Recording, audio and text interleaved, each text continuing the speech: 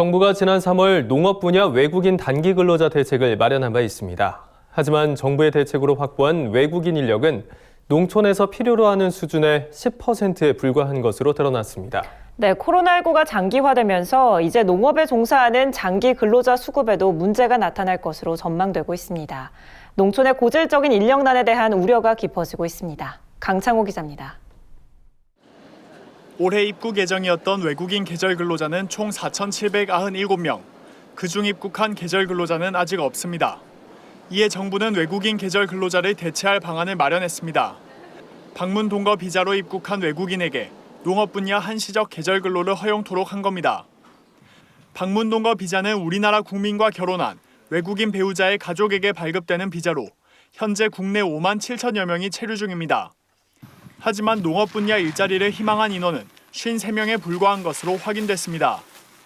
정부는 장기 근로 비자인 고용 허가제 비자를 통해 입국한 외국인이 사업장 변경을 희망할 경우 농업 분야 한시적 계절 근로를 허용하는 방안도 마련했습니다. 이 역시 효과는 미미한 것으로 확인됐습니다. 대상자 3,925명의 12%에 불과한 490명만이 한시적 계절 근로를 희망한 겁니다. 전문가들은 정부가 제조업에 종사하는 외국인 노동자들을 농업 부문으로 끌어들일 유인책을 마련하지 못했다고 지적했습니다. 또 제도 홍보가 소극적으로 이뤄져 실효성을 내지 못했다는 주장이 나왔습니다. 실질적으로 현장에서 잘 모르시는 부분이 우선 첫 번째로 있고, 그걸 아신다고 하더라도 절차가 어떻게 되는지 이런 게 정확하지가 않으니까 그 절차를 모르시는 부분들도 많고요. 외국인 근로자 입국 제한이 길어지면서 농업 분야 장기 근로자들의 수급에도 한계가 나타날 것으로 전망되고 있습니다.